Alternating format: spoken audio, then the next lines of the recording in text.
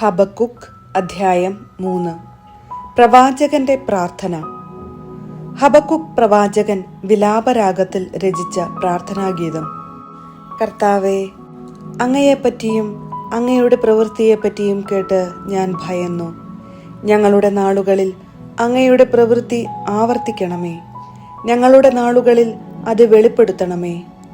ക്രുദ്ധനാകുമ്പോൾ അങ്ങയുടെ കരുണയെ അനുസ്മരിക്കണമേ.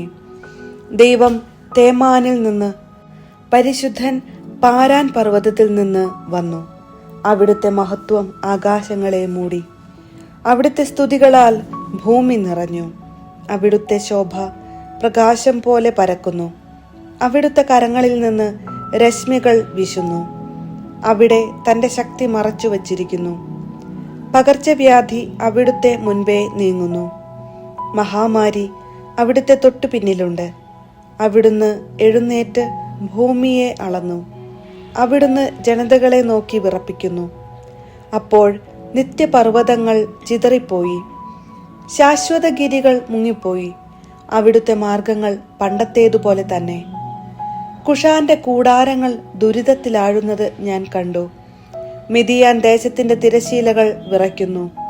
കർത്താവേ, നദികൾക്കെതിരെയാണോ അവിടുത്തെ ക്രോധം?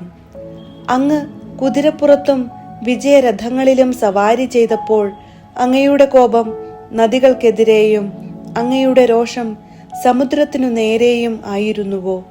അങ്ങ് വില്ലു പുറത്തെടുത്ത് ഞാണിൽ അമ്പു തൊടുത്തു. നദികളാൽ അങ്ങ് ഭൂമിയെ പിളർക്കുന്നു. പർവ്വതങ്ങൾ അങ്ങയെ കണ്ട് വിറച്ചു. മഹാപ്രവാഹങ്ങൾ എല്ലാം ഒഴുക്കിക്കളഞ്ഞു. ആഴി ഗർജിച്ചു. ഉയരത്തിലേക്ക് അതിന്റെ കൈകൾ ഉയർത്തി. അങ്ങയുടെ ചീറിപ്പായുന്ന അസ്ത്രങ്ങളുടെ പ്രകാശത്തിലും അങ്ങയുടെ തിളങ്ങുന്ന കുന്തത്തിന്റെ മിന്നലിലും സൂര്യനും ചന്ദ്രനും തങ്ങളുടെ സ്ഥാനത്ത് നിശ്ചലമായി. അങ്ങ് ക്രോധത്തോടെ ഭൂമിയെ ചവിട്ടി. കോപത്തോടെ ജനതകളെ മെതിച്ചു.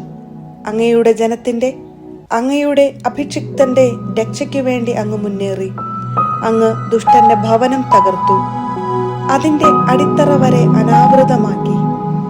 അഗതിയെ ഒടുവിൽ വിഴുങ്ങാമെന്ന വ്യാമോഹത്തോടെ എന്നെ ചിതറിക്കാൻ ചുഴലിക്കാറ്റ് പോലെ വന്ന അവന്റെ യോദ്ധാക്കളുടെ തല അങ്ങ് കുന്തം കൊണ്ട് പിളർന്നു. സമുദ്രത്തെ, അതിന്റെ ഇളകിമറിയുന്ന തിരമാലകളെ അശ്വാരൂഢനായി അങ്ങ് ചവിട്ടി മെതിച്ചു. ഞാൻ കേട്ടു, എന്റെ ശരീരം വിറയ്ക്കുന്നു. മുഴക്കം കേട്ട് എന്റെ അധരങ്ങൾ ഭയന്നു വിറയ്ക്കുന്നു. എന്റെ അസ്ഥികൾ ഉരുകി, എന്റെ കാലുകൾ പതറി. ഞങ്ങളെ ആക്രമിക്കാൻ വരുന്ന ജനതകളുടെ കഷ്ടകാലം ഞാൻ നിശബ്ദനായി കാത്തിരിക്കും. അത്തിവൃക്ഷം പൂക്കുന്നില്ലെങ്കിലും, മുന്തിരിയിൽ ഫലങ്ങളില്ലെങ്കിലും, ഒലിവ് മരത്തിൽ കായ്കൾ ഇല്ലാതായാലും, വയലുകളിൽ ധാന്യം വിളയുന്നില്ലെങ്കിലും, ആട്ടിൻകൂട്ടം ആലയിൽ അറ്റുപോയാലും, കന്നുകാലികൾ തൊഴുത്തിൽ ഇല്ലാതായാലും, ഞാൻ കർത്താവിൽ ആനന്ദിക്കും. എന്റെ രക്ഷകനായ ദൈവത്തിൽ ഞാൻ സന്തോഷിക്കും. കർത്താവായ ദൈവമാണ് എന്റെ ബലം. കലമാന്റെ പാദങ്ങൾക്കെന്ന പോലെ അവിടുന്ന് എന്റെ പാദങ്ങൾക്ക് വേഗത നൽകി. ഉന്നതങ്ങളിൽ അവിടുന്ന് എന്നെ നടത്തുന്നു. ഗായക സംഘ നേതാവിന് തന്ത്രീനാദത്തോടെ.